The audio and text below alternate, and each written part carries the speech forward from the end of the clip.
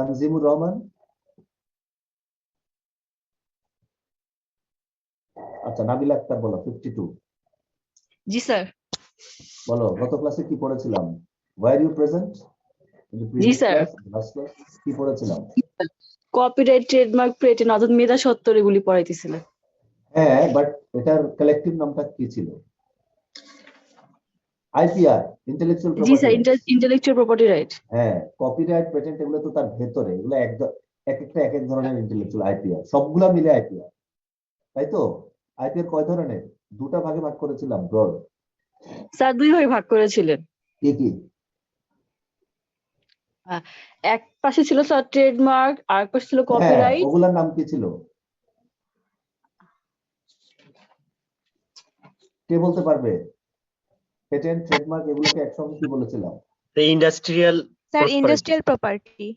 Good, very good. আর অন্যদিকে ছিল কপিরাইট, তাই তো? কপিরাইট। হ্যাঁ, ভেরি গুড। ইন্ডাস্ট্রিয়াল প্রপার্টি আর কপিরাইট, এগুলো শুধু ইনফরমেশন সায়েন্সের স্টুডেন্ট হিসেবে না, এগুলো সবার সব সময় জানা উচিত। Can you hear me clearly? জি sir. Okay, fine. Look carefully at your screen and tell me what you are seeing. So what is going to be today's topic? Impact of media and technology on society. Very good. I take it that most of you are attending the class on your mobile phone. এটা কি ঠিক নাকি ভুল?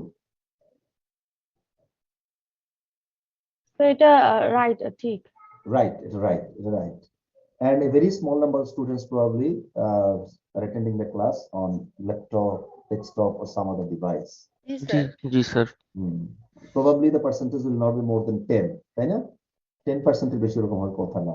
Maybe, sir. The students, majority of the students are attending the class on mobile phone, and it has got some advantages as well as some disadvantages. Whatever, আমি চাই যে তোমরা খুব মনোযোগ দিয়ে ক্লাস করবে। গত ক্লাসে তোমাদের পার্টিসিপেশনটা খুবই দারুণ ছিল। You asked a lot of questions, you tried to understand the topic fully, and it was really very heartening. ভালো লেগেছে আমার কাছে। তো যেহেতু অনলাইন ক্লাস ইফেক্টিভনেসটা তুলনামূলকভাবে অনেক কম, সেহেতু তোমাদের পার্টিসিপেশনটা খুব জোরালো হওয়া দরকার, স্ট্রং হওয়া দরকার, যাতে করে তোমরা বুঝতে পারো। এবং তোমরা যদি ক্লাসটা ভালো মতো ফলো করো, ক্লাস থেকে বেশিরভাগ জিনিসটা তোমরা যদি বুঝে নাও, তাহলে তোমাদের পড়ালেখাটা অনেক স্মুথ হয়ে যাবে, ইজি হয়ে যাবে। That's what classroom is all about. এটাই হচ্ছে ক্লাসরুম, যে আমরা ক্লাসে পড়াই, সেটা মূল কাজ। আদারওয়াইজ তো খালি শীট দিয়ে দিলেও তো মুখস্থ করে পরীক্ষা দিতে। এই জন্যই হচ্ছে ক্লাসরুমটা ইম্পর্টেন্ট। এবং সেটা যেহেতু আমরা অনলাইন এনভায়রনমেন্টে করছি, আমাদের জন্য খুবই challenging, but we must try our best to make it effective, and we need cooperation from both ends. Okay, dear students, today our topic is impact of media and technology on society. সমাজে প্রচার মাধ্যম এবং প্রযুক্তির প্রভাব, impact of media and technology on society. আমরা জানি আমরা একটা মিডিয়া শাসিত সমাজ এবং প্রযুক্তি শাসিত সমাজে বাস করছি। এমন একটা সমাজ যেখানে আমাদের জীবনের প্রতিটি ক্ষেত্রে প্রযুক্তি এবং প্রচার মাধ্যমের প্রভাব অস্বীকার করার সাধ্য কারণ নয়। আমরা যেভাবে কথা বলি, যেভাবে আড্ডা দেই, যেভাবে খাওয়া দাওয়া করি, সমস্ত কিছুতে এগুলোর প্রভাব আছে। এগুলোর প্রভাব না থাকলে আমরা সম্পূর্ণ অন্যভাবে কথা বলতাম, অন্যভাবে। আমরা এখন এটা প্রভাবের কারণে এক দেশের সংস্কৃতি আরেক দেশের মধ্যে প্রবেশ করেছে, এবং এক দেশের মানুষ অন্য দেশের মতো করে কথা বলে, এবং কিছু ডমিনেন্ট কালচার আছে পৃথিবীতে, সারা পৃথিবীটাকে শাসন করে। আমাদের কাছে এখন কেএফসি, ম্যাকডোনাল্ড, তারপরে নেটফ্লিক্স, এগুলো খুবই কমন ব্যাপার, এবং এটা একটা কালচারের অংশ, অন্য দেশে একটা কালচারের অংশ। এবং এটা সম্ভব হয়েছে প্রচার মাধ্যমের কারণে এবং প্রযুক্তির মাধ্যমে এগুলো ছড়িয়ে পড়েছে সারা পৃথিবীতে। কাজে আজকে আমরা যেটা বোঝার চেষ্টা করবো আমাদের ইনফরমেশন এন্ড সোসাইটি কোর্সের মধ্যে, সেটা হচ্ছে আমাদের সোসাইটিতে মিডিয়া এবং টেকনোলজির প্রভাবটা কি। এখানে কিছু থিওরিটিক্যাল ব্যাপার আছে, কাজে তোমাদের একটু মনোযোগ দিয়ে, সমাজ বিজ্ঞানের তথ্যের ব্যাপার আছে, কাজে তোমাদের একটু মনোযোগ দিয়ে খেয়াল করতে হবে। আমাদের প্রথম স্লাইড বলছে যে media and technology have evolved hand in hand. প্রচার মাধ্যম এবং প্রযুক্তি, তোমরা সবাই মিউট করে রাখো। আবুবকর, প্রচার মাধ্যম এবং প্রযুক্তি পাশাপাশি বিকশিত হয়েছে। প্রযুক্তি বিকশিত হয়েছে, প্রচার মাধ্যম বিকশিত হয়েছে, প্রচার মাধ্যম বিকশিত হয়েছে, প্রযুক্তি এটাকে প্রভাবিত করেছে, ওটা এটাকে প্রভাবিত করেছে। বলছে from early print to modern publications, from radio to television to film, New media emerge constantly, such as we see in the online world. যে মুদ্রিত মাধ্যম, রেডিও, তারপর টেলিভিশন, তারপর ফিল্ম, তারপর ইন্টারনেট, একটার পর একটা ধাপ এসেছে এবং বিকশিত হয়েছে। এবং নতুন নতুন মাধ্যম প্রতিনিয়ত আসছে। আজ থেকে 100, 200, 150 বছর পর মানুষ হয়তো টোটালি ভিন্ন ধরনের কোনো প্রচার মাধ্যম ব্যবহার করবে, ভিন্ন ধরনের কোনো টেকনোলজি ব্যবহার করবে, এবং তাদের প্রভাব সমাজে হবে আরো বেশি। আমরা সবাই মেজর টাইপস অফ মিডিয়া গুলো কি সেটা জানি। তারপর আমরা এখানে একটু রিক্যাপ করি। 1 নম্বর হচ্ছে প্রিন্ট মিডিয়া, যেটা হচ্ছে মুদ্রিত মাধ্যম। দৈনিক পত্রিকা বলো, বই বলো, ম্যাগাজিন বলো, জার্নাল ইত্যাদি, এগুলা যেগুলা ছাপা হয়, ছাপাখানায় ছাপা হয়, সেটা হচ্ছে প্রিন্ট মিডিয়া। তাহলে প্রিন্ট মিডিয়া কি? A means of mass communication in the form of print publication, মুদ্রিত মাধ্যম। It consists of magazine, newspaper, books, journals, many other things, যেটা মুদ্রিত গেল একটা type of media. TV and radio. Radio, which was invented by Guglielmo Marconi from Italy, is the first live mass media. মানে গণভাবে সবার কাছে ছড়িয়ে পড়া যে প্রচার মাধ্যম, সেটি ছিল রেডিও। আর টেলিভিশন, যেটি উদ্ভাবন করেছিলেন জন লোজি বিয়ার্ড ইন 1926, সেটা রেডিওকে খুব দ্রুতই লক্ষ লক্ষ মানুষের পছন্দের মাধ্যমে, টিভিকে পছন্দের মাধ্যমে পরিণত করে। কারণ এখানে শুধু শব্দ শোনাই যাচ্ছে না, এখানে দেখাও যাচ্ছে। তাই naturally TV replaced media as the most popular media. Film বলছে এটাও আরেকটা মাধ্যম। The film industry took off in the 1930s, 30 এর দশকে, যখন colour and sound are first integrated into feature films. তখন মানে ব্যাপক হারে ছড়িয়ে পড়ল। একসময় ছিল নিঃশব্দ ফিল্মের জামানা, কথা নেই, ফলে এটার আবেদনটা ছিল কম। কিন্তু যখন এটার সঙ্গে শব্দ, তারপর রঙিন আসলো, তখন এটা ভীষণভাবে জনপ্রিয় উঠলো। In 2019, the global film industry was worth $42.2 billion. বিশাল ব্যাপার, 4200 কোটি US ডলার এটা ফিল্ম ইন্ডাস্ট্রির ওয়ার্থ ছিল monetary. It is still very popular all over the world, a very, very popular media. New media.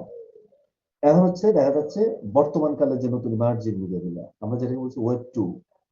New media encompasses all interactive forms of information exchange. এই new মিডিয়ার বৈশিষ্ট্যটা হলো এটা internet based এবং এটা হচ্ছে ভীষণভাবে ইন্টারঅ্যাক্টিভ।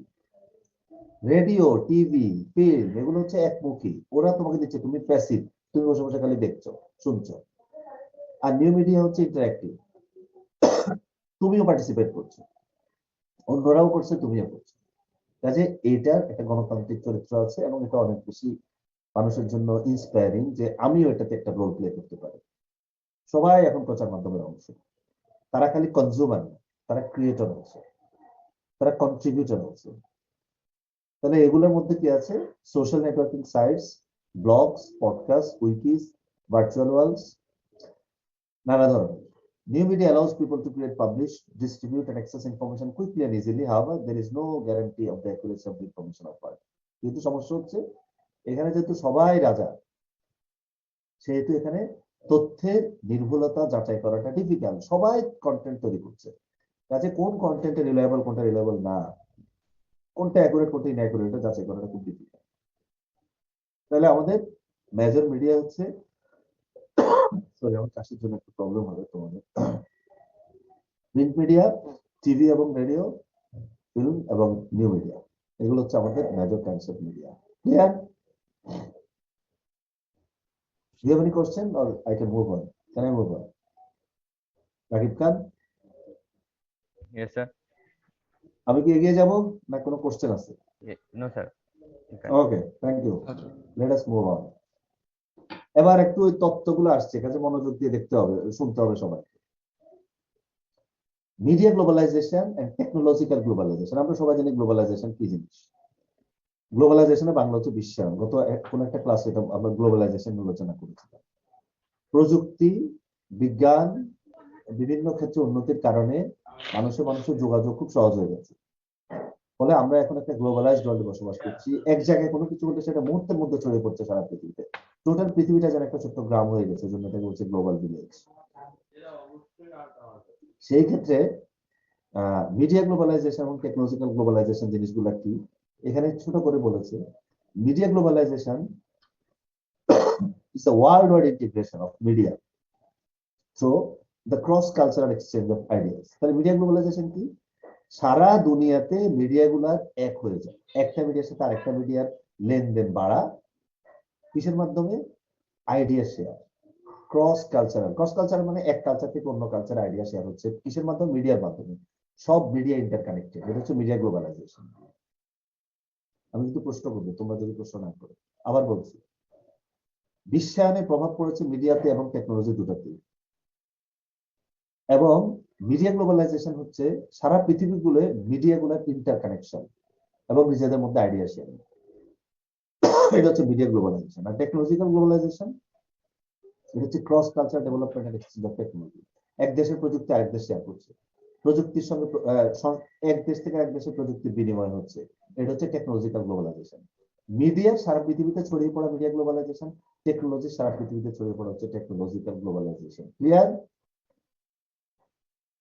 জি স্যার। স্যার মিডিয়া গ্লোবালাইজেশন একটু বুঝাইলে ভালো হতো। না, বলছি যে ধরো আমার দেশে কিছু মিডিয়া আছে, দৈনিক পত্রিকা আছে, ফিল্ম আছে, সব আছে, আরেক দেশও আছে। এখন অনেক বেশি শেয়ারিং হচ্ছে, এক দেশের মিডিয়া আরেক দেশের কাছে পরিচিত হয়ে হচ্ছে। বাংলাদেশের মানুষ এখন ইন্ডিয়ার অনেকগুলো চ্যানেল দেখছে, বা ইন্ডিয়ার মানুষও বাংলাদেশে দেয় কিনা আমি জানি না। আমরা সিএনএন, বিবিসি এগুলা প্রতিদিন দেখছি। এটা হচ্ছে মিডিয়া গ্লোবালাইজেশন। মিডিয়া সারা পৃথিবীতে ছড়িয়ে পড়েছে, এক দেশের মিডিয়া অন্য দেশে। বোঝা গেছে?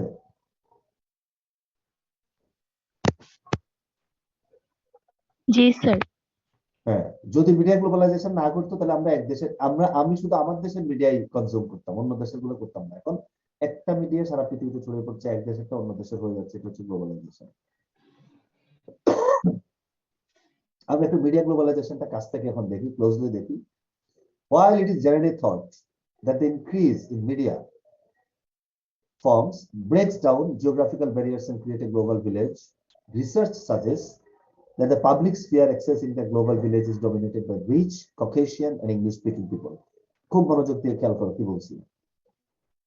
বলছে শুরুর দিকে বলছে পজিটিভ দিকটা, যে মিডিয়া যে গ্লোবালাইজেশন ঘটেছে সেটা ভৌগোলিক সীমারেখা ভেঙে দিয়েছে, সারা পৃথিবীকে একটা গ্রামে পরিণত, একটাই জনপদে পরিণত করেছে। এটা ভালো জিনিস, আমরা পরস্পরের কাছাকাছি এসেছি, বিচ্ছিন্নতা কমে গেছে। বাট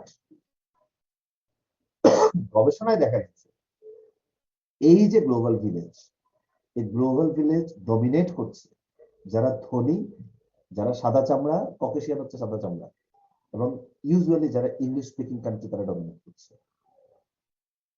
মিডিয়ার গ্লোবালাইজেশন ভালো দিক হচ্ছে ব্যারিয়ার ভেঙে গেছে, আমরা সবাই মিলে এক হয়ে গেছে। সমস্যা হচ্ছে এটাকে কন্ট্রোল করছে যারা ধনী, যাদের চামড়া সাদা, এবং ইউজুয়ালি অনেক ক্ষেত্রে the people who speak English, basically United States এবং ইউকে। এই স্লাইডটা বুঝতে পেরেছো? জি স্যার। স্যার হ্যাঁ, আর এমনি বলো। নর্মালি যদি ইংলিশ ল্যাঙ্গুয়েজ বাদে আমরা আরেকটা পাওয়ারফুল মিডিয়া দেখি, আল জাজিরা একটা পাওয়ারফুল মিডিয়া না স্যার?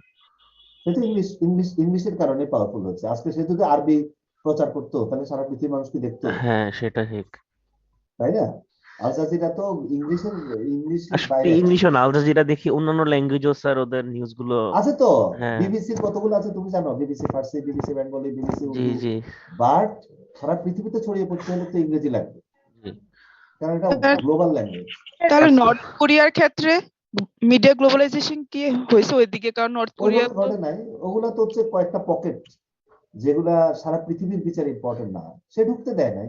চায়নাতে তো তুমি অনেক কিছু করতে পারো না, কিন্তু ওটা তো তোমার কিছু কিছু এক্সেপশন তো থাকবেই। আমি গ্লোবালি চিন্তা করতে হবে, গ্লোবালি চিন্তা করলে আমরা দেখতে পাচ্ছি যে এই জিনিসগুলাই কন্ট্রোল করছে এরাই, তাই না? স্যার এটা কি কিছু তো থাকবেই। স্যার এই যে ঢুকতে না দেওয়া আছে, এটা কি হিউম্যান রাইটস ভায়োলেশন হয় না? 100%। পৃথিবীর কেউ বলবে না যে নর্থ কোরিয়া হিউম্যান রাইটস মানে, কোনো পাগলও বলবে না। তারা প্রচন্ড ভাবে অটোক্রেটিক, প্রচন্ড ভাবে সিক্রেটিভ। এখন তুমি জাতিসংঘের সেটা যে ল যদি আছে তাহলে, তোমাকে বলো, স্যার হ্যাঁ, জাতিসংঘের যে ল আছে ওটা তো তারা তাহলে স্যার ভায়োলেট ভায়োলেট করছে। করছে। তো ইসরায়েল সারা জীবন ধরে করে আসতেছে না। কে বলেছে যে পৃথিবীটা একটা ন্যায়ভিত্তিক পৃথিবী, জাস্ট পৃথিবী? এই যে এখানে স্লাইডও তো বলছে যারা ধনী, যারা সাদা চামড়া, যারা ইংলিশ স্পিকিং পিপল, তারা ডমিনেট করছে। এটা আমরা পছন্দ করি বা না করি, দিস ইজ দ্য ফ্যাক্ট।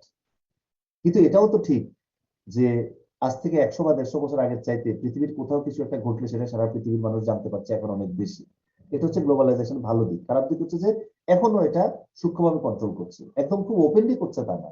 তারা বোঝানোর চেষ্টা করছে যে না, সবাই এখানে সমান অধিকার।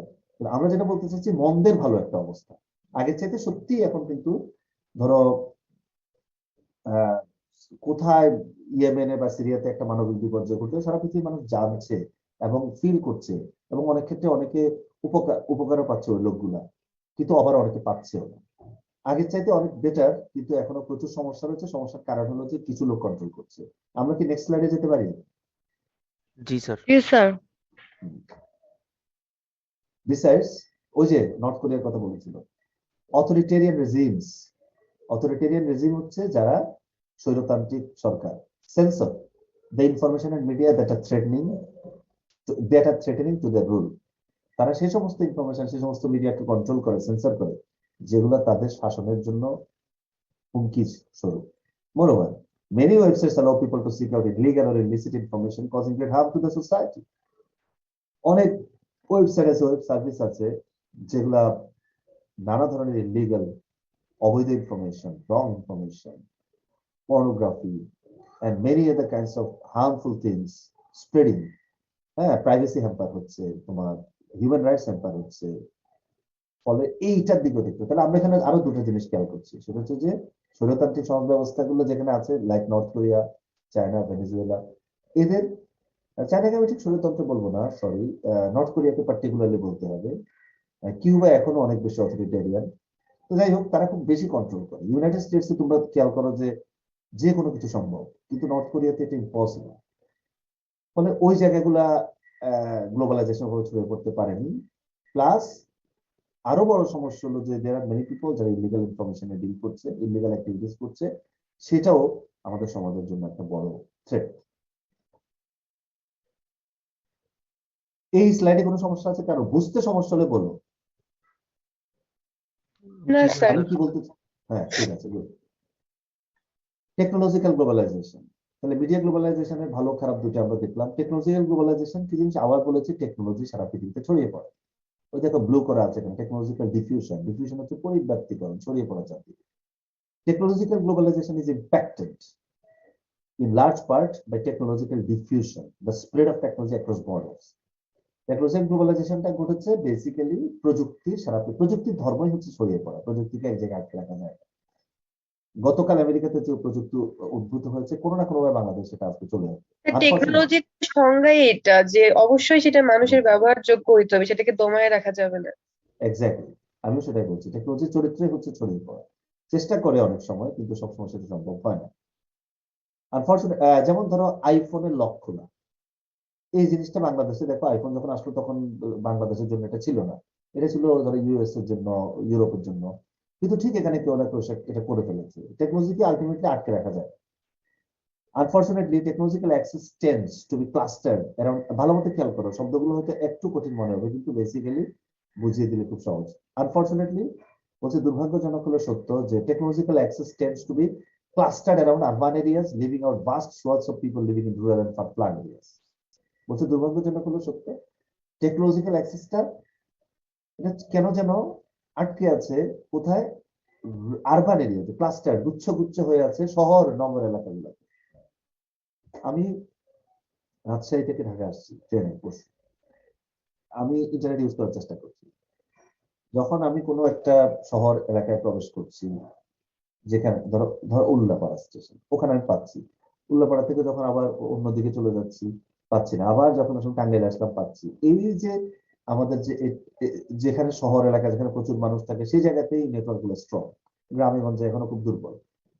ফলে যারা, যেসব মানুষ এইসব এলাকাতে বসবাস করেন, তারা এগুলার বাইরে থেকে যাচ্ছে। এইটা একটা খুব আনফরচুনেট ঘটনা। In the developing countries, মানে আমাদের মতো উন্নয়নশীল দেশগুলোতে, far fewer people have the training and skills to take advantage of new technology, let alone access it. আবার আমাদের মতো দেশগুলোতে অনেক কম লোক এর ট্রেনিংটা আছে, স্কিলটা আছে, যে এগুলাতে অ্যাক্সেস করা এবং সেগুলোকে ইউজ করা। কাজে টেকনোলজিক্যাল ডিফিউশন ঘটেছে, এটা এখন গ্রামে গঞ্জে সব জায়গায় ছড়িয়ে পড়েছে, সবই ঠিক আছে। কিন্তু মুশকিল হচ্ছে যে এখনো নগর অঞ্চলগুলোতেই এটা কনসেন্ট্রেটেড। আচ্ছা আর স্যার, আমি শেষ করি, জি মাঝখানে বলো না প্লিজ, আমি সুযোগ দিব সবাইকে। এবং উন্নয়নশীল দেশগুলোতে অনেক কম লোক এজ কম্পেয়ার টু উন্নত দেশ, তারা এগুলাতে অ্যাক্সেস নেওয়ার স্কিল আছে। হ্যাঁ বলো, স্যার বেসিক্যালি উই নাম অল বলো। নো দ্যাট, স্যার ফাহাদ, হ্যাঁ please. sir, basically we all know that the our Podda bridge is based created through public and private partnership business, but এইটাখানে কি টেকনোলজিক্যাল গ্লোবালাইজেশনের কোনো ব্যাপার আর রয়েছে কি, মানে আউট টেকনোলজি আমাদের এখানে ইউজ করে পদ্মা ব্রিজটা ক্রিয়েট করা হয়েছে, নাকি প্রিভিয়াস ওল্ড টেকনোলজি ইউজ করে এই পদ্মা ব্রিজটা? No, no, no, no, no. Definitely new technology and new innovations have been used. তাহলে স্যার এখানে আহ, টেকনোলজিক্যাল গ্লোবালাইজেশনের ও- ব্যাপারটা রয়েছে। এসেছে অবশ্যই, জি অবশ্যই। আমরা কিভাবে এত বড় একটা প্রজেক্ট জি করব জি পুরনো প্রযুক্তি দিয়ে? এখানে প্রতিনিয়ত নানা ধরনের বাধা এসেছে এবং নতুন নতুন আইডিয়ার মাধ্যমে, কারণ এটা তো খালি আমরা একা একা করছি না, এখানে তো চাইনিজ ব্রেন আছে, জাপানিজ ব্রেন আছে। So definitely new technologies have been used in building the problem this, এবং as new as it can be like other countries. এর চাইতে খুব উন্নত প্রযুক্তি দিয়ে যে উন্নত বিষয় করা হচ্ছে তা না। কাজে আমি তো বলবো Padma bridge itself is an example of technological globalization. আমাদের উদ্যোগ, আমাদের চেষ্টা, কিন্তু অবশ্যই আইডিয়া এসছে বাইরে থেকে, আমাদেরও আইডিয়া, ওদেরও আইডিয়া। এবার ওরা তো আর আমাদের সব সমস্যার সমাধান করতে পারবে না। তোমরা সবাই জানো এটা যখন তৈরি হচ্ছিল তখন নানা ধরনের এই প্রবলেম এসছে, যে চোরা নদীর ইয়ে আছে, স্রোত বেশি এই জায়গায়, এমন একটা সমস্যা যেটা আগে বোঝা যায়নি। এগুলো তো সব সমাধান করেই আজকে এত বড় ব্রিজটা হয়েছে। কাজে নিউ আইডিয়াস, আমাদের আইডিয়াস সবকিছু মিলিয়ে এটা হয়েছে। এটাও টেকনোলজিক্যাল গ্লোবালাইজেশন একটা example. Can you move on? জি Yes, sir. Sir, you can. এইবার দেখো, আমরা টেকনোলজিক্যাল গ্লোবালাইজেশন এবং মিডিয়া গ্লোবালাইজেশন সম্বন্ধে জানলাম। এখন এখানে কি বলছে, theoretical perspectives on media technology, প্রচার মাধ্যম এবং প্রযুক্তি নিয়ে কিছু তাত্ত্বিক ধারণা, তাত্ত্বিক দৃষ্টিভঙ্গি, তত্ত্বগত। সোশিওলজিতে প্রচুর তত্ত্ব আছে, বেকারত্ব নিয়ে তত্ত্ব আছে, ভিক্ষাবৃত্তি নিয়ে তত্ত্ব আছে, মানব পাচার নিয়ে, সবকিছু নিয়ে, বা সমাজের আজকে অবস্থা কেন, সবকিছু নিয়ে তত্ত্ব আছে। একইভাবে প্রচার মাধ্যম এবং প্রযুক্তি সমাজে কি প্রভাব ফেলে সেটা নিয়েও তত্ত্ব আছে, আমরা এখন সেটা সম্বন্ধে জানি। Different theoretical perspectives on media and technology generates understandings of technology and media that help us examine the way our lives are affected. বলছে মিডিয়া এবং টেকনোলজি নিয়ে অনেকগুলা, আবু জর গিফারি তুমি কি রাস্তায় নাকি? হ্যাঁ, এই আবু জর গিফারি, তোমার লাইভ সম্প্রচার বন্ধ করো, তুমি ভিডিও অফ করো না, তুমি যদি বাইরে থাকো ভিডিও অফ করে ক্লাস করো। ঠিক আছে। বলছে প্রচার মাধ্যম এবং টেকনোলজি নিয়ে অনেকগুলা তাত্ত্বিক দৃষ্টিভঙ্গি আছে, যেগুলা আমাদের জীবনে এরা কি প্রভাব ফেলছে সেটা বুঝতে সাহায্য করে। তত্ত্বের কাজই সেটা। আমি বুঝি না যে এটা এইভাবে কেন আমাকে প্রভাবিত করছে। একটা তত্ত্ব আসলে আমাকে বললো যে এই কারণে এইভাবে করছে, তখন আমি বলবো আচ্ছা এই কারণে করছে। কার্ল মার্কস কি দিয়েছিলেন, এই যে তত্ত্ব, যে সমাজ শোষক এবং শোষিত বিভক্তি এইভাবে করে উনি বলেছেন, শোষক সবসময় শোষিতকে শোষণ করছে, ইত্যাদি ইত্যাদি। কাজে আমাদেরকে এমন একটা সমাজ তৈরি করতে হবে যেখানে ইকুয়ালিটি থাকবে, এই একটা তত্ত্ব। এরকম প্রচুর তত্ত্ব আছে। তো সমাজে প্রযুক্তি কিভাবে প্রভাব ফেলছে, প্রচার মাধ্যম কিভাবে প্রভাব ফেলছে, তারও তত্ত্ব আছে। একটা তত্ত্বের নাম হচ্ছে ফাংশনাল পার্সপেক্টিভ। খেয়াল করো কি বলছে, functionalism. Functionalism focuses on how media technology contribute to the smooth functioning of society. তাহলে এটা, এই তত্ত্বটা মিডিয়া টেকনোলজির ভালো প্রভাবটা তুলে ধরার চেষ্টা করে, যে সমাজ সুন্দরভাবে চলার ক্ষেত্রে মিডিয়া এবং টেকনোলজি অবদান নেয়, স্মুথ ফাংশনিং অবদান নেয়। এবং এই একটা তত্ত্ব না, ফাংশনাল পার্সপেক্টিভ বেশ কয়েকটা তত্ত্ব আছে, তার মধ্যে একটা ফাংশন হলো কমার্শিয়াল ফাংশন। খেয়াল করো, commercial advertising is a highly functional way to meet a market demographic where it lives. Sponsors use the sophisticated data gathered by network, and এগুলো হচ্ছে সব ফাংশনাল পার্সপেক্টিভের দৃষ্টিভঙ্গি, যে মিডিয়া টেকনোলজির একটা কমার্শিয়াল ফাংশন আছে, বাণিজ্যিক ফাংশন, এবং বাণিজ্যিক ফাংশনের কারণে বহু লোক জীবিকা অর্জন করতে পারছে। তাহলে যেমন একটা এক্সাম্পল হচ্ছে কমার্শিয়াল অ্যাডভার্টাইজিং।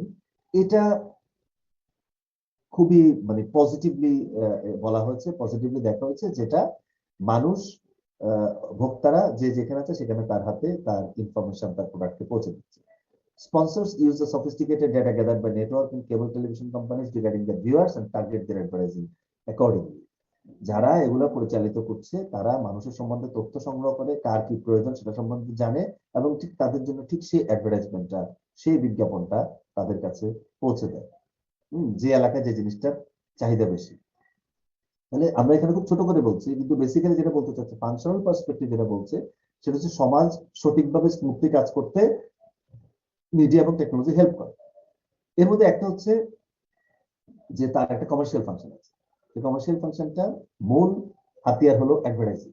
তথ্য পৌঁছে দিচ্ছে আমাকে, প্রচার বিজ্ঞাপন প্রচার করছে, প্রচার প্রচারণা করছে, যার যা দরকার তার কাছে সেই জিনিসটা তুলে ধরছে। আমরা এটা ভালো দিকটা দেখি, সেটা হচ্ছে যে আমার যা প্রয়োজন সেটা আমি এদের কাছ থেকে পাচ্ছি এবং আমাকে জানানো হচ্ছে টাইম টু টাইম।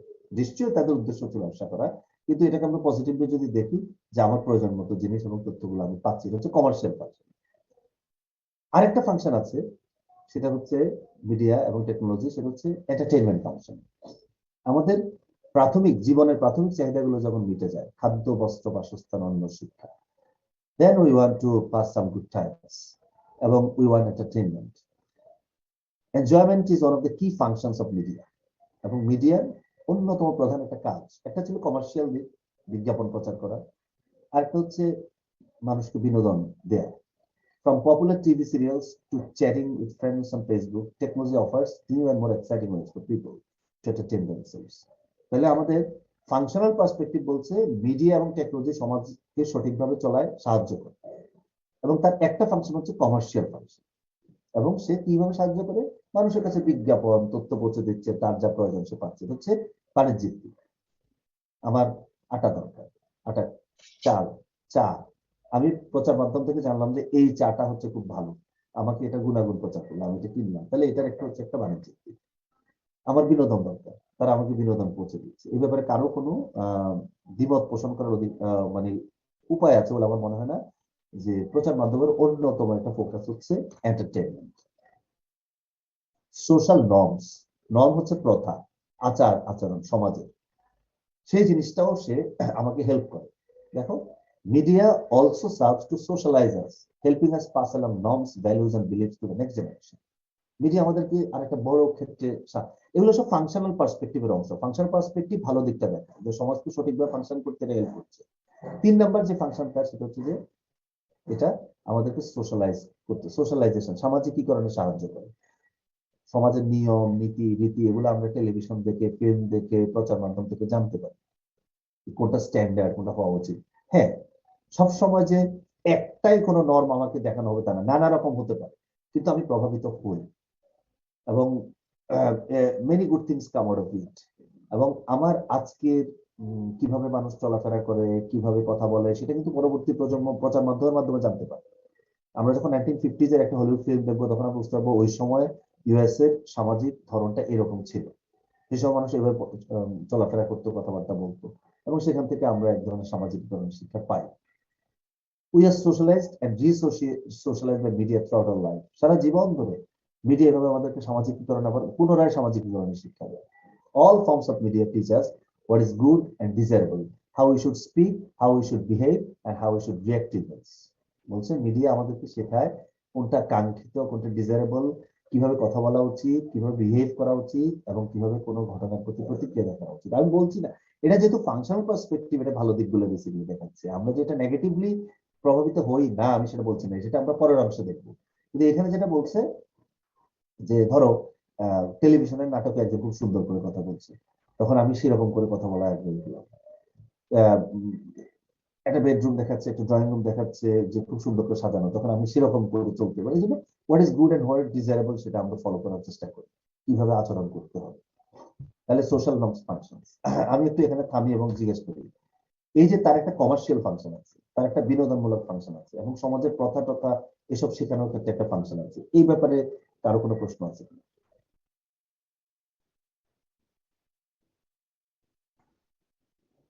তাহলে কি আমি এগিয়ে যাবো? জি স্যার, এগিয়ে যান। স্যার, আমি একটা জিনিস বলতে চাচ্ছিলাম। হ্যাঁ বলো। স্যার, ফাংশনাল পার্সপেক্টিভের আগের স্লাইডটাতে একটু যাবেন? হ্যাঁ, স্যার, এটা আমি না শুনতে পাইনি, এর জন্য বাকিগুলো কানেক্ট এটা করতে এটা তেমন কিছু না। এটা বলছে মিডিয়া এবং টেকনোলজি আমাদের জীবনকে কিভাবে প্রভাবিত করে তা নিয়ে অনেক তত্ত্ব আছে। এই কথা বলে আমরা ফাংশনাল তত্ত্বে গেলাম। ঠিক আছে স্যার, এটা ভূমিকামূলক ছিল। ঠিক আছে স্যার। ওকে, ফাংশনাল পার্সপেক্টিভ আমাদেরকে জানায় কিভাবে স্মুথ ফাংশনিং এ সাহায্য করে। কমার্শিয়াল একটা ফাংশন আছে মিডিয়ার, এন্টারটেইনমেন্ট ফাংশন আছে এবং সোশ্যাল নর্মস ফাংশন আছে। Life changing function, manifest function, এটা খুব প্রকাশিত, একটা খুব প্রচারিত, একটা খুব স্পষ্ট function of technology is to change our lives, sometimes for the better and sometimes for the worse. প্রযুক্তির একটা খুব বড় ভূমিকা হচ্ছে আমাদের জীবনকে চেঞ্জ করে দেওয়া, কখনো ভালোর দিকে কখনো খারাপের দিকে, ইউজুয়ালি ভালোর দিকে। যে জিনিসটা বেশিরভাগ মানুষের ভালো করে না সমাজে, সেই জিনিসটা সমাজে কখনোই টিকে থাকে না। এবং বলছে যে technology impacts every aspect of our life but fundamentally changing the ways we live, work, think and communicate.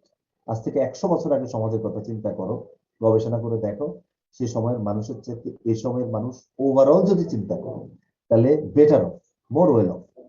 অভাব, দারিদ্র, হতদরিদ্র, যেটা মানুষ খেতে পায় না, না খেতে পেয়ে মরে যাচ্ছে, এইসব জিনিস অনেক কমে যাচ্ছে সমাজে। অবশ্যই অনেক সমস্যা থাকবে, কিয়ামত পর্যন্ত এগুলো থাকবে, বাট ওভারঅল ওই সময় মানুষের চাইতে এই সময়ের মানুষের জীবনযাত্রার মানে উন্নতি ঘটেছে। এবং ওই সময় মানুষের চাইতে এই সময়ের মানুষের, আমি বলবো যে মানুষ আরো ক্রিটিক্যালি চিন্তা করছে। আজ থেকে 100-200 বছর আগে মানুষ রাজা যা বলতো সেটাই সত্য বলে ধরে নিত। Now people ask questions, lot of questions, they do not try to admit and accept everything at face value. They want to raise their voices.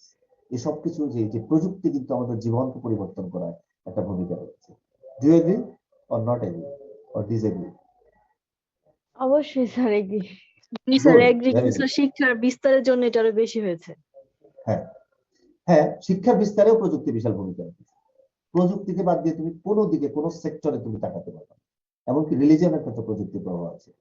শিক্ষার বিস্তারে এতটা ঘটতো না যদি প্রযুক্তি, কোথাও কোথাও প্রযুক্তি অনেক বেশি প্রভাব ফেলেছে, কিন্তু কোথাও কোথাও সব জায়গায় প্রভাব ফেলেছে শিক্ষাতেও। আমরা তো আজকে ক্লাসই করতে পারতাম না প্রযুক্তি না হলে, নাকি? জি স্যার। ইয়েস। এইবার ক্রিটিক্যাল পার্সপেক্টিভ খেয়াল করো, আমাদের এর আগে পার্সপেক্টিভ ছিল ফাংশনাল পার্সপেক্টিভ। সমাজের স্মুথ ফাংশনিং এ প্রযুক্তি কোথায় কোথায় সাহায্য করছে, কমার্শিয়াল দিক দিয়ে, বিনোদনের দিক দিয়ে, সোশ্যাল নর্ম শেখানোর দিক দিয়ে, জীবনকে চেঞ্জ করে দেওয়ার দিক দিয়ে। এবার বলছে ক্রিটিক্যাল পার্সপেক্টিভ, সমালোচনামূলক দৃষ্টিভঙ্গি। প্রযুক্তির প্রভাব সম্বন্ধে এটা সমালোচনামূলক, এটা খুঁত ধরার চেষ্টা করে, এটা ত্রুটিগুলো চিহ্নিত করার চেষ্টা করে। এটাও আমাদের জানতে হবে, কারণ কোনো কিছুই শুধু ভালো হতে পারে না। Definitely there are many negative sides also. So the critical perspective focuses on the creation and reproduction of inequality. There is social processes that tend to disrupt society rather than contribute to its smooth operation. ওটা বলছে, ফাংশনালটা বলছে সমাজের smooth functioning এর জন্য এটা ভীষণ জরুরি। Critical perspective বলছে এটা ইনইকুয়ালিটিও সৃষ্টি করে, সমস্যাও সৃষ্টি করে সমাজে কিছু। এগুলো কেন আমাদের জানতে হবে? এগুলো জানলে আমরা এগুলো যদি সঠিকভাবে অ্যাড্রেস করি তাহলে আমরা সমাজকে আরো সুন্দর করতে পারবো। তাহলে আমরা একটু দেখি। 1 নাম্বার সমালোচনা মূলক তত্ত্ব দৃষ্টিভঙ্গি হচ্ছে মিডিয়াম টেকনোলজি কন্ট্রোল। আমরা এর আগে বলেছি যারা ককেশিয়ান, যারা হোয়াইট, যারা রিচ, তারা এটা কন্ট্রোল করে। Powerful individuals and social institutions have strong influence over which forms of technology are released, when and where they are released, and what kind of media is available for our consumption, a form of gatekeeping. সমাজে অত্যন্ত প্রভাবশালী, শক্তিশালী কিছু মানুষ আছেন, rich and powerful, যারা ঠিক করেন আমি কি দেখবো, কোন প্রযুক্তি ব্যবহার করবো, কিভাবে ব্যবহার করবো, কি আমি ইউজ করবো, কি করবো না। তারা কন্ট্রোল করেন খুব সূক্ষ্মভাবে। আমি যা যা করছি, সেটা যা যা দেখছি, যেসব তথ্য পাচ্ছি, সেটা তাদের দ্বারা অনেক ক্ষেত্রে নিয়ন্ত্রিত। With this kind of control, culturally diverse society can be dominated by one race, gender, or class through the manipulation of the media, imposing its worldview as a societal norm. আমরা একটু বোঝার চেষ্টা করি শেষ প্যারাটা। এই ধরনের নিয়ন্ত্রণের মাধ্যমে একটা সমাজ, যে সমাজ বৈচিত্র্যময় সমাজ, নানা ধর্ম, নানা জাতি, নানা পেশার মানুষ যে সমাজে বসবাস করছেন, সেটা একটা জাতি, একটা জেন্ডার, পুরুষরা নিয়ন্ত্রণ করছে, ক্লাস বা একটা সোশ্যাল ক্লাসের মানুষ এটাকে ম্যানিপুলেট করতে পারে এবং তাদের যে ওয়ার্ল্ড ভিউ, তাদের যে বিশ্ব সম্বন্ধে দৃষ্টিভঙ্গি, সেটা আমাদের উপর চাপিয়ে দিতে পারে।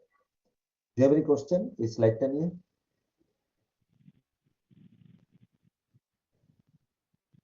নো? তাহলে আমরা এগিয়ে যাই। জি sir. Good. Jeremy Bentham. He was a philosopher, social scientist of the 17th century. উনি যে তত্ত্ব দিয়েছিলেন ছিল হচ্ছে টেকনোলজিক্যাল সোশ্যাল কন্ট্রোল এবং সার্ভেইলেন্সের তত্ত্ব। সার্ভেইলেন্স বিশেষ করে সার্ভেইলেন্স মানে হচ্ছে যে নজরদারি, সাধারণ মানুষ কি করছে সেটা রাষ্ট্র কর্তৃক পর্যবেক্ষণ করা, দেখা। এটা নিয়ে অনেক বিখ্যাত গল্প উপন্যাস এসব আছে, তোমরা জর্জ অরওয়েলের নাম শুনেও থাকতে পারো। He is a very famous writer. আমি এর আগে আরেক ক্লাসে জর্জ অরওয়েলের কথা বলেছিলাম। ওনার একটা উপন্যাস আছে 1984, যেটাতে উনি কল্পনা করেছিলেন এমন সমাজ যেখানে রাষ্ট্র তোমার প্রত্যেকটা কাজ পর্যবেক্ষণ করছে, নজরদারি করছে, তোমার খাওয়া দাওয়া এভরিথিং। এবং ওখানে একটা কমন কথা ছিল, the big brother is watching, বড় ভাই তোমাকে দেখছে সবসময়। জেরেমি বেনথামও মোটামুটি এরকম একটা সমাজের কথা ভেবেছিলেন, যে একটা সমাজ আসবে যে সমাজে the philosopher যে কি ঘটবে দেখো, আমি ইংরেজিটা বলে যাবে। The philosopher Jeremy Bentham envisioned a society where watchmen will monitor what people are doing without them knowing whether or not they are being watched. This is called panoptic surveillance. যে নজরদাররা, যারা নজরদারি করে তারা সব সময় সাধারণ মানুষকে মনিটর করবে এবং সাধারণ মানুষ কখনোই বুঝতে পারবে না যে তাদেরকে মনিটর করা হচ্ছে। এটাকে বলছে যে এই panoptic surveillance. The French philosopher Michel Foucault, এটা মাইকেল ফোকল্ট বলে না, আবার এটা মিশেল Foucault, in his 1975 book Discipline and Punish, used the panopticon as a way to illustrate the tendency of disciplinary societies subdued citizen. উনি 1975 সালে একটা বই লিখেছিলেন ডিসিপ্লিন এন্ড পানিশ, এবং সেখানে তিনি জেরেমি বেনথামের তত্ত্বটাকে আবার তুলে ধরেছেন এবং আধুনিক সমাজ কিভাবে মানুষকে, সিটিজেনকে সাবডিউ করে রাখে, সাপ্রেস করে রাখে, সেটা তিনি দেখানোর চেষ্টা করেছেন। যে তোমার এই কাজটা ঠিক হচ্ছে না, এইভাবে করো, এইভাবে করে যে মডার্ন সমাজে এক ধরনের নজরদারি এবং কন্ট্রোল আছে, সেটা তিনি তত্ত্ব দিয়ে বোঝানোর চেষ্টা করেছেন। হি ডেসক্রাইবস দ্য প্রিজনার অফ প্যানোপটিকন। প্যানোপটিকন উনি একটা কাল্পনিক একটা জায়গার কথা বলেছেন, যেখানে আমরা সবাই বন্দী। A person who is seen but he does not see. আমাদের কথা উনি বলছেন, সাধারণ মানুষের কথা, যাকে দেখা যায় কিন্তু সে দেখে না, মানে তাকে দেখা হচ্ছে, কেউ একজন সবসময় তাকে দেখছে কিন্তু সে দেখছে না ওকে। He is an object of information, never a subject in communication. সে তথ্য দেওয়ার একটা মাধ্যম, কিন্তু সে নিজে যোগাযোগের অংশ না। As a consequence, the inmate polices himself for fear of punishment. Inmate হচ্ছে বন্দী, কারাগারে বন্দী, প্রিজনারের আরেকটা শব্দ হচ্ছে ইনমেট। ফলে আমরা এমন একটা সমাজে, উনি একটা তথ্য দিয়েছেন, এটা যে সত্য আমি সেটা বলছি না, একটা ভয়ঙ্কর একটা সমাজের চিত্র এঁকেছেন, যে সেখানে আমরা হচ্ছি বন্দির মতো এবং আমরা পুলিশেস হিমসেলফ, আমরা নিজেরা নিজেদের আচরণকে নিয়ন্ত্রণ করি, পুলিশিং করি, যাতে আমরা শাস্তি না পাই, যাতে কেউ আমাদেরকে শাস্তি না দেয়। তাহলে উনি ডিসিপ্লিন পানিশ গ্রন্থে এরকম একটা ডার্ক একটা পিকচার রেখেছেন সমাজে, যেখানে আমরা সবাই আসলে নিজের অজান্তে বন্দী, আমাদেরকে দেখা হয় কিন্তু আমরা দেখি না, আমরা হচ্ছে জাস্ট তথ্য প্রদানের উৎস, কিন্তু আমরা কখনো যোগাযোগের অংশ না। এটা বলেছেন মিশেল ফুকো। ক্লিয়ার? জি sir, clear. Very good. This surveillance was imagined as a form of complete visibility and constant monitoring, in which the observation posts are centralized and the observed are never communicated with directly. যে এই surveillance, এই নজরদারি এমন একটা system যেখানে complete visibility, তোমাকে সবসময় দেখা যায়, দৃশ্যমান, তুমি, তোমার কোনো প্রাইভেসি বলে কোনো কিছু নাই, এবং তোমাকে কনস্ট্যান্টলি মনিটর। যেমন ওই কন্ডেমড সেলে যারা থাকে, ওই ফাঁসির আসামি, তাদেরকে সবসময় তো মনিটর করা হয়, সে আবার আত্মহত্যা করে কিনা এইসব জন্য। তো কনস্ট্যান্ট মনিটরিং এর মধ্যে থাকে, এবং যারা দেখছে সেটা একটা জায়গাতে, অবজারভেশন ফোর্স আর সেন্ট্রালাইজড, এবং যারা অবজার্ভড, আমরা যারা অবজার্ভ, তারা কখনোই আমাদেরকে সরাসরি যোগাযোগ করা হয়, আমাদের কাছে মেসেজ পৌঁছে দেওয়া হয় বিভিন্ন মাধ্যমে। সরাসরি বারবার যে যোগাযোগ করতে আমরা বুঝতাম না আমাদের প্রতি মুহূর্তে অবজার্ভ করা হচ্ছে। এটা এক ধরনের সূক্ষ্ম নজরদারি। Today digital security cameras capture our movements, observers can track us through our cell phones, and police forces around the world use facial recognition software. নতুন নতুন প্রযুক্তির মাধ্যমে আমাদের উপর সার্ভেইলেন্সটা আরো বেশি বেশি করে বাড়ানো যাচ্ছে, সেই চেষ্টাই করা হচ্ছে, সূক্ষ্মভাবে এবং কখনো কখনো স্থূলভাবে। তাহলে আমাদের ক্রিটিক্যাল পার্সপেক্টিভ গুলোর মধ্যে, সমালোচনার দৃষ্টিভঙ্গির মধ্যে একটা ছিল যে টেকনোলজিক্যাল সোশ্যাল কন্ট্রোল এবং ডিজিটাল সার্ভেইলেন্স, যেটা জেরেমি বেনথাম ফার্স্ট আইডিয়াটা দিয়েছিলেন, মিশেল ফুকো এবং অন্যরা এটাকে আরো জোরদার করেছেন, ইলাবোরেট করেছেন। সমালোচনামূলক আরেকটা পার্সপেক্টিভ হচ্ছে নারীবাদী দৃষ্টিভঙ্গি। নারীবাদী দৃষ্টিভঙ্গি বলে যে এই সমাজ টোটালি কন্ট্রোল বাই পুরুষ, এবং এটা খুব একটা ভুলও না। তো যাই হোক, in most popular television shows advertising campaigns, and online game sites, women are portrayed in a particular set of parameters and tend to have a uniform look that society recognizes as attractive. বলছে television show বলো, advertising campaign বলো, online game ইত্যাদি বলো, নারীদেরকে একটা একটা দৃষ্টিভঙ্গি থেকে হ্যাঁ উপস্থাপন করা হয় এবং এমন একটা ভাবে তাদেরকে উপস্থাপন করা হয় যা তাদেরকে অ্যাট্রাক্টিভ দেখায়। যেমন ধরো আমি বলছি, if she has fair skin, not dark skin. If she has a certain kind of face and look, তাহলে আমরা বলছি যে she is attractive. এটা আমরা ধরে নিচ্ছি। কিন্তু even a person can be attractive even if she has dark or he has dark skin or a very snub nose, not a very যেটাকে বলছে যে খুব sharp nose না, sharp features না, সেটাও অ্যাট্রাক্টিভ হতে পারে। আমরা সেটাকে কখনো তুলে ধরি না, আমরা একটা আদর্শ দাঁড় করিয়ে দিয়েছি এবং we have made female a product basically, যেটাকে অ্যাট্রাক্টিভ হতে হবে, যেটা দিয়ে মানুষকে আকর্ষণ করা যাবে ইত্যাদি ইত্যাদি। কিন্তু the inner beauty, the inner strength, the education এবং other things are not given a lot of priority. এইটাও কিন্তু নারীবাদীরা বলছেন যে এটা তৈরি করা হয়েছে এবং এটা মেয়েদেরকে পেছনে টেনে রাখছে, সমাজকে আলটিমেটলি ডিসরাপ্ট করছে। Press coverage in the media reinforces stereotypes. প্রচার মাধ্যমে যে কভারেজটা দেয়া হয় তাতে স্টেরিওটাইপকে রিইনফোর্স করে। স্টেরিওটাইপ কি? সুন্দর মানে হচ্ছে এরকম হতে হবে, এটা একটা স্টেরিওটাইপ। এক ধরনের চিন্তাধারা। হ্যাঁ, একটা স্টেরিওটাইপ কি? যেমন ধরো যে সুন্দর মানে হচ্ছে এরকম 5 ফুট 5 ইঞ্চি লম্বা এরকম, এটা একটা নমুনা স্টেরিওটাইপ। এটাকে বারবার দেয়া হচ্ছে এবং মানুষ এটাকে ধরে নিচ্ছে এটা সত্যি। and it subordinates women, giving airtime to looks over skills. এটা মেয়েদেরকে দমিয়ে রাখে, সাবঅর্ডিনেট করে রাখে এবং স্কিলের চাইতে লুকস দেখতে কেমন সেটাকে বেশি ইম্পর্টেন্স দেয়, and disparaging women who defy accepted norms. এবং যেসব নারী এর বাইরে যাওয়ার চেষ্টা করে তাদেরকে ঠাট্টা তামাশা করা হয়, নানাভাবে কন্ট্রোল করার চেষ্টা করা হয়, তাদেরকে বঞ্চিত করা হয়। ফেমিনিস্ট পার্সপেক্টিভ বলছে আমরা আকর্ষণীয় বলতে কি তার একটা প্যারামিটার তৈরি করে একটা স্টেরিওটাইপ নমুনা তৈরি করে দিয়েছি, সেটাকে খালি আমরা প্রমোট করছি এবং এর ফলে স্কিল যেটা, ইনার বিউটি যেটা, সেগুলো গুরুত্ব পাচ্ছে না, শুধু আউটার যেটা অন দ্য সারফেস সেটাই গুরুত্ব পাচ্ছে। তোমরা কি এটা বুঝতে পারলে স্লাইডটা? জি স্যার।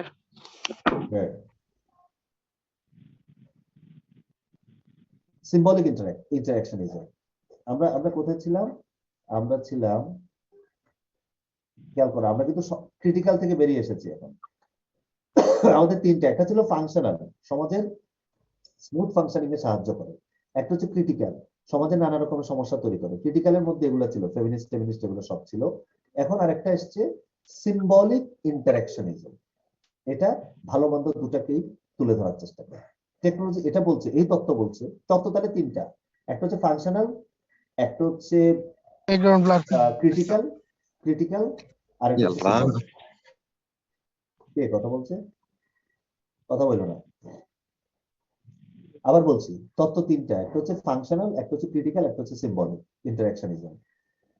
ফাংশনালটা বলছে স্মুথ ফাংশনিং এর জন্য এটা লাগে, ক্রিটিক্যাল বলছে এটা অনেক সমস্যা তৈরি করে বা এটার এই খুঁত আছে, আর সিম্বলিক ইন্টারঅ্যাকশনিজম বলছে আরেকটু কম্প্রিহেন্সিভলি দেখার চেষ্টা করছে, বলছে যে আসলে সবকিছুই হচ্ছে একটা মানে ভালো মন্দ মিলিয়ে একটা সিস্টেম যেটা আমাদের ইন্টারঅ্যাকশনে সাহায্য করে এবং এটার in spite of all its faults এটা ভালো মন্দ দুদিকে আছে, এক ধরনের ব্যালেন্স।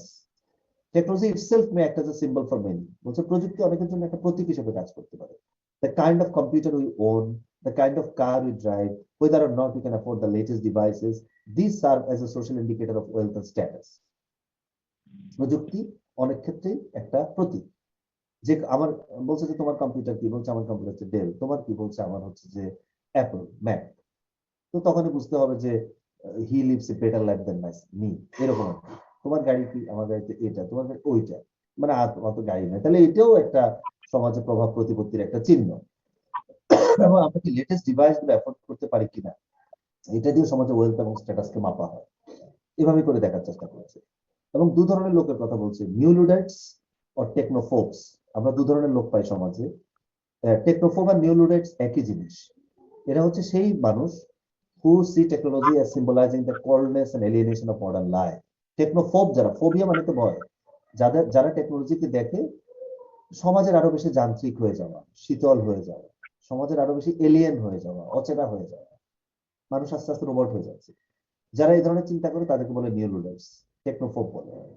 আবার উল্টা দিকে আছে টেকনোফিলস। এটা কারা? টেকনোফিলস view that technology symbolizes the potential for a brighter future. টেকনোফিলসদের কাছে প্রযুক্তি হচ্ছে জীবনকে আরো উন্নত করার, ভবিষ্যৎকে আরো সুন্দর করার একটা টুল। তাহলে নিউরোলাইটসটা দেখে যে প্রযুক্তি মানুষে বিভেদ বাড়াচ্ছে এবং মানুষকে একজনের থেকে আরেকজনকে বিচ্ছিন্ন করে দিচ্ছে, আর টেকনোফিলটা দেখে তার ঠিক উল্টাটা, এটা একটা ব্রাইট ফিউচার এনে দিবে, এটা আমাদেরকে আরো কাছাকাছি নিয়ে আসছে একজন আরেকজনের।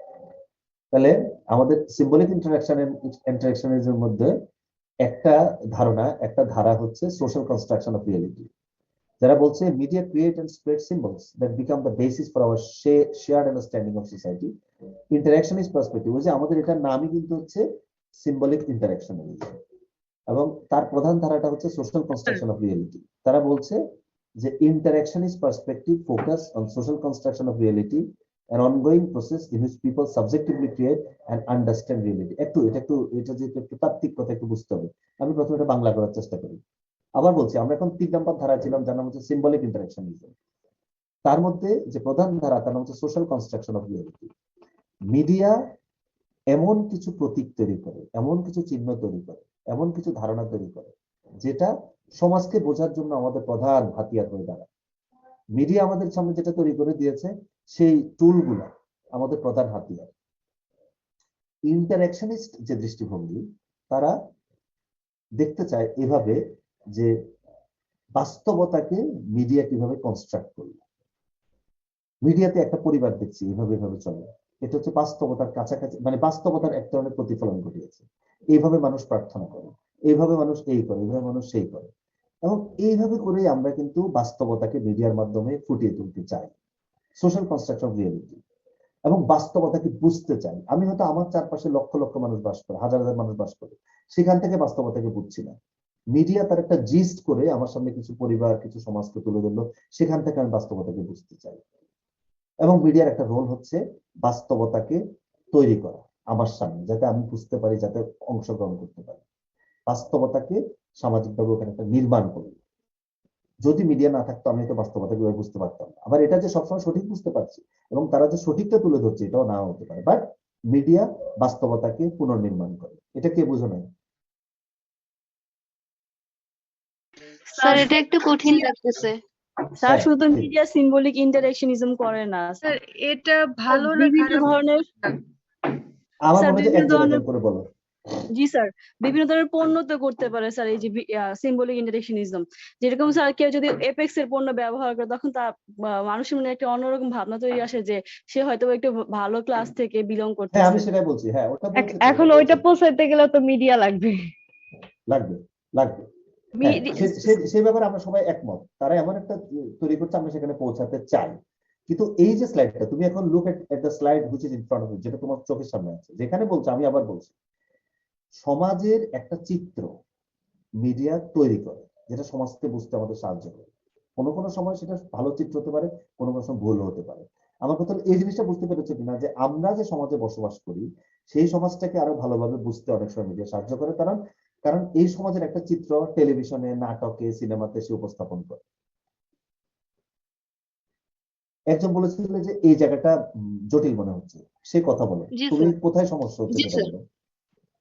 স্যার না, আমার কাছে এই মেইন জিনিসটাই আমার লাইক বুঝতে পারতেছি না যে এখানের হ্যাঁ, মেইন বলো। মেসেজটা কি, এই ভেরি গুড, পয়েন্টটার মেইন মেসেজটা গুড, যদি বলতেন। Very good. এই পয়েন্টটার মেইন মেসেজ হলো বাস্তবতাকে মিডিয়া তুলে ধরে, এবং সে তুলে ধরা সমাজকে বুঝতে আমাদের সাহায্য করে। যদি মিডিয়া না থাকতো, তাহলে আমি চারপাশে তাকিয়ে তাকিয়ে এই পরিবার ভাবে চলছে, এইভাবে করে একটা মিক্সড মেসেজ পেতাম, এবং আমি কখনো হয়তো পুরোপুরি বুঝতে পারতাম। মিডিয়া আমার সামনে সমাজের, পরিবারের, সংসারের যে চিত্র তুলে ধরে, সেটা অনেক ক্ষেত্রে সমাজের একটা আদর্শ রূপ। আবার ব্রোকেন ইয়েও দেখায়, বাবা মা বিচ্ছিন্ন হয়ে গেছে, ছেলে মেয়ে নষ্ট হয়েছে, সেটাও তো দেখায়। সব মিলিয়ে আমার চারপাশের সমাজ আমি সরাসরি অবজার্ভ করার চাইতে, যা বুঝতে পারতাম তার চাইতে মিডিয়ার মাধ্যমে আরো ভালোভাবে বুঝতে পারি।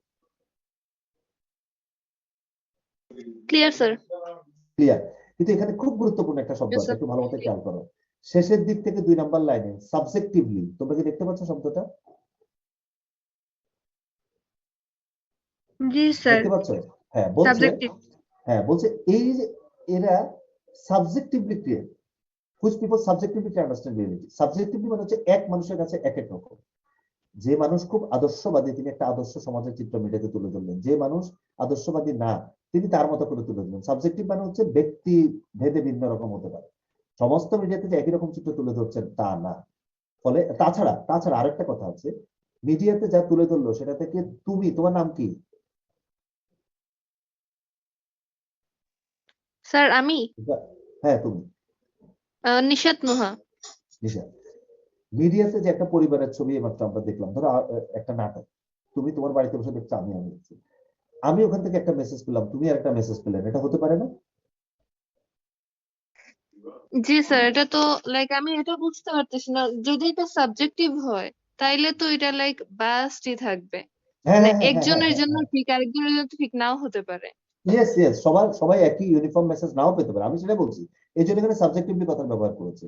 দ্য সেম মেসেজ, হয়তো দ্য সেম সিনারিও কোথাও দেখাচ্ছে, কিন্তু আমি আমার ব্যাকগ্রাউন্ড, আমার যে দৃষ্টিভঙ্গি সেটার কারণে ওখান থেকে একটা মেসেজ নিলাম এবং আরেকজন আরেকটা মেসেজ নিল, এটা ঘটছে।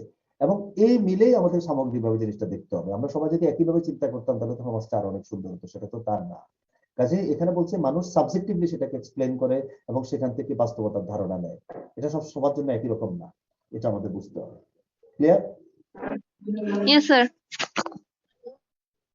Media constructs our reality in a number of ways. For some, the people they watch on a screen can become a primary group, meaning the small informal group of people who are closest to them. For many others, media becomes a reference group, a group that influences an individual and to which an individual compares himself or herself, and by which we judge our success and failures.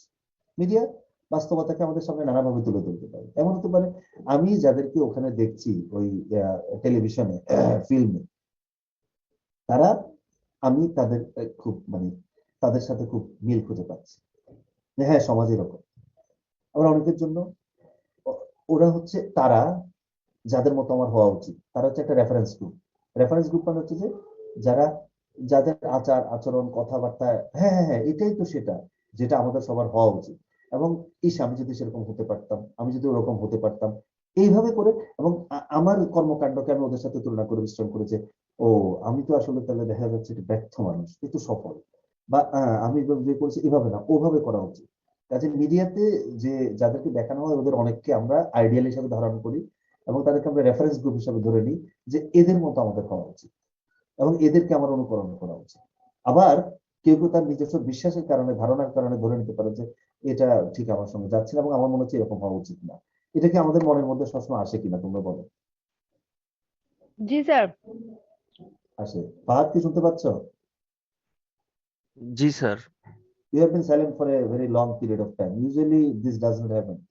So when you watch a television, a film or a TV drama, do you want to become like the actor? So sometimes if I like the situation or the story, Good, good. Who is your favorite actor? Sir এরকম কোনো individual নাই, নেই sir. দুনিয়ার সবাই তোমার মানে যারা আছে ওরা মোটামুটি অনেকে শত শত ফেভারিট। স্যার মানে দেখি অনেকগুলো তো স্যার ভালো লাগে আর কি, এরকম ইন্ডিভিজুয়াল আমার কাউকে। ধারণা, তোমার ধারণা হচ্ছে যে তুমি যদি কেউ একজনে বলো আমি এটা নিয়ে দুষ্টামি করবো এই জন্য তুমি বলছো না, এটা হতে পারে। না স্যার, না স্যার। কারণ একদিন তোমাকে আমি টিকটকের কথা বলে অনেক জ্বালিয়েছিলাম, তুমি তারপর থেকে সাবধান হয়ে গেছে। না স্যার। আমার তো তাই মনে হচ্ছে। Kazi Shoaib Adnan, can you hear me? Kazi Shoaib Adnan, roll number 112। Shoaib বলো, who is your favourite actor?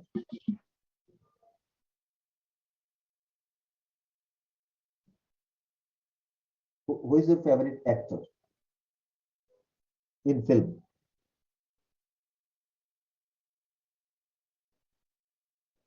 না, ও শুনতে পাচ্ছে না, স্যার আরেকজনকে জিজ্ঞেস করো। Sir I have been C I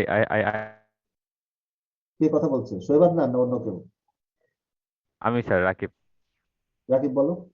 sir আমি লাস্ট কয়েকদিন ধরে নেটফ্লিক্সে একটা সিরিজ দেখতেছি, সেটার নাম হচ্ছে স্যার মানি হেস্ট। তো ওইখানে স্যার একটা সিজনে আমি দেখলাম যে কয়েকটা চরিত্র থাকে, professor, Berlin, Nairobi, Moscow, Oslo. তো স্যার একটা সিজনের শেষে গিয়ে স্যার বার্লিন মারা যায়। এখন স্যার আমার মনে হচ্ছে যে স্যার আমি ওই বার্লিন চরিত্রটাকে রিপ্রেজেন্ট করতেছি। তো স্যার মানে বার্লিন চরিত্রটার সাথে আমার অধিকাংশ মিলে যায়, এরকম একটা মানে ওর যে ইয়েস, ক্যারেক্টারটা সেটা স্যার আমার ভিতরে প্রতিফলিত হয় এরকম মনে হচ্ছে স্যার। ভেরি তুমি গুড, তো ভেরি গুড। স্পয়লার দিয়ে দিলা এখন, সমস্যা। স্পয়লার কি, এটা অনেক আগে বের হয়ে গেছে, আমাদের তো পুরো আমি সিজন এখনো দেখা দেখা শেষ। শেষ করি দেখা শেষ করি আচ্ছা নাই। তুই আচ্ছা এত ঠিক আছে, পড়স। আমার আচ্ছা ঠিক আছে, fine, stop discussing among yourselves, you have to talk with me basically. আমি ওর কাছ থেকে একটা চরিত্রের কথা শুনলাম যার সঙ্গে সে আইডেন্টিফাই করে, হোয়াট এভার, আমার মনে হয় প্রত্যেকের এরকম আছে, সবাই তো ফাদের মতো এত সাবধানী না। এখন আমাদের লাস্ট জায়গাতে আমরা চলে এসেছি, সেটা হচ্ছে যে সোশ্যাল কনস্ট্রাকশন, আমরা সমাজকে বিনির্মাণ করি পর্দার অনুকরণে, বা পর্দার মধ্যে সমাজকে বিনির্মাণ করি। আর একটা হচ্ছে লাস্ট আমাদের যেটা, সেটা হচ্ছে social networking and social construction. On the social networking sites, new ways are being developed for spending money and branding loyalties. Facebook, which started as a free social network for college students, is increasingly a monetized business selling goods and services in certain ways. তাহলে আরেকটা ক্ষেত্র এখন তৈরি হয়েছে, যেটা হচ্ছে social network. Social network আবার আরেকভাবে সমাজকে বিনির্মাণ করছে। এটা যেহেতু আমাদের ফাংশনাল ইন্টারেক্টিভ কনস্ট্রাকটিভিস্ট ভিউ, সে বলছে নাটক সিনেমায় সমাজকে একভাবে নির্মাণ করা হচ্ছে, আবার সোশ্যাল নেটওয়ার্কও সমাজকে একভাবে প্রভাবিত করছে এবং নির্মাণ করছে। যেমন ধরো আমরা এই ধরনের যে ফেসবুক বলো, ইনস্টাগ্রাম বলো, এবং আরো যে সমস্ত সোশ্যাল নেটওয়ার্কিং সাইট আছে, তার একটা আলাদা ভূগোল আছে, তার একটা আলাদা সমাজ আছে, তার একটা আলাদা টোটালি একটা ভিন্ন চরিত্র আছে এবং চিত্র আছে, এবং সেটাও সমাজকে আরেকভাবে মানে যারা প্রচুর সময় সোশ্যাল নেটওয়ার্কিং সাইটে কাটায়, তাদের কথাবার্তা, তাদের চিন্তা ভাবনা, পৃথিবী সম্বন্ধে তাদের ধারণা একরকম। আর যারা কখনো ওগুলো ঢুকে নাই, তারা এখনো অনেক বেশি অন্যরকম। Do you agree or not? অবশ্যই স্যার, এবং বর্তমানে মিডিয়া বলতে সবচেয়ে স্ট্রং মিডিয়া আসলে সোশ্যাল মিডিয়াকেই বলা চলে। সোশ্যাল মিডিয়ার দিকে যাচ্ছে, ইয়েস, নিউ মিডিয়া, এবং এটা আরো দীর্ঘদিন ধরে থাকবে, মানে আর এতটা ইনফ্লুয়েন্স করে, মানে কি বলবো। ভীষণ ভাবে। কাজে আমাদের কাছে এখন টিভি ফিল্ম এগুলো হয়ে গেছে সেকেলে, জি এগুলো স্যার। এখন আর চলে না। আমাদের এখন নতুন মিডিয়া হচ্ছে সোশ্যাল মিডিয়া, এবং এই ক্লাস এখনই শেষ করে দেবো, ক্লাসের পরে অনেকে ঝাঁপিয়ে পড়বে ফেসবুকের উপর এবং আরো অন্যান্য যে সমস্ত মিডিয়া আছে, তাই তো? জি sir. Yes. So dear students, আমরা আমাদের টপিকটা শেষ করলাম। তোমাদের আমাদের এই টপিকের মধ্যে যেটা আমরা বেসিক্যালি বোঝার চেষ্টা করেছি, মিডিয়া এবং টেকনোলজি কিভাবে পারফরমেন্সকে প্রভাবিত করছে। তিনটা ভিউ, একটা যে স্মুথ ফাংশনিং হেল্প করছে, একটা হচ্ছে সমাজে ইনইকুয়ালিটি সৃষ্টি করছে, আর একটা বলছে এটা হচ্ছে ফাংশনালিস্ট ভিউ। ফাংশনালিস্ট ভিউ যে সমাজকে এটা নানাভাবে মানে সমাজের এক ধরনের চিত্র এটা তুলে ধরছে, যার মধ্যে ভালো মন্দ দুটাই আছে, এবং আমরা ওখান থেকে ভালো মন্দ দুটো ওখান থেকে সংগ্রহ করতে পারি বা গ্রহণ করতে পারি, এবং এটা সমাজে থাকবে বেসিক্যালি অলওয়েজ। এই হচ্ছিল আমাদের তাত্ত্বিক দৃষ্টিভঙ্গির উপর আজকে ক্লাসটা। আশা করি যে তোমরা মোটের উপর ব্যাপারটা বুঝতে পেরেছো। তোমরা যদি কোনো কোশ্চেন থাকে বলতে পারো, আদারওয়াইজ আমি কিন্তু আর রোল কল করবেন না? স্যার মিশেল ফোগোর তত্ত্বটা একটু স্যার। ইম্পর্টেন্ট, আবার বলো। স্যার মিশেল ফোগো, হ্যাঁ স্যার। হ্যাঁ, মিশেল ফোগো সাহেব বলছেন, ওই জেরেমি বেন্থাম বলে যেটা বলেছিলেন সেটাই। তিনি বলছেন যে আমাদের এই আমরা জানি আমাদের অজান্তে রাষ্ট্র সমাজ আমাদেরকে নজরদারি করছে, এবং আমাদেরকে বুঝতে দিচ্ছে না যে নজরদারি করছে। আমরা আসলে ভাবছি যে আমরা মুক্ত, আসলে আমরা ইনমেট, প্রিজনার, বন্দী। আমরা কি করছি, কি ভাবছি, সবকিছু জানার চেষ্টা করছি কেউ না কেউ। এবং এমন একটা সমাজের একটা ভয়ঙ্কর চিত্র উনি তুলে ধরেছেন, যে সমাজে আমরা আসলে সবাই এক ধরনের গিনিপিগ, আমাদের উপর গবেষণা হচ্ছে, এবং আমরা হচ্ছে তাদের তথ্য দেওয়ার একটা তথ্য, আমাদের থেকে তারা তথ্য নিচ্ছে, কিন্তু কখনোই আমরা কোনো যোগাযোগ প্রক্রিয়া অংশগ্রহণ করছি না। আমরা হচ্ছে বন্দী, নিজের অজান্তে বন্দী। ক্লিয়ার? স্যার আজকে তারিখ কত? 31st। জি স্যার। গত ক্লাসটা কত তারিখে হয়েছিল? 24 অনলাইন ক্লাস? জি স্যার। 24। জি স্যার, 24 তারিখ 24 তারিখে হয়েছিল। ইয়েস, ওকে। Roll number 1 Nusrat Jahan. Sir আসি। মিশরাত আহমেদ 2 9 3 সোহাগ মিয়া। সবাই এখন আনমিউট করে ফেলো যাতে করে তাড়াতাড়ি হাজিরা দিতে পারো। 4 তাসফিয়া তাহরিন পৃথা। স্যার আছি। মোহাম্মদ আব্দুল্লাহ 5 স্যার আছি স্যার 6 তাজির মোহাম্মদ আছি Alvin. Sir Fahima Akter 7 present sir 9 Maha Binte Abdul Hai present sir Ishtiaq Ahmed 10 present sir 11 Ejaz Ahmed present sir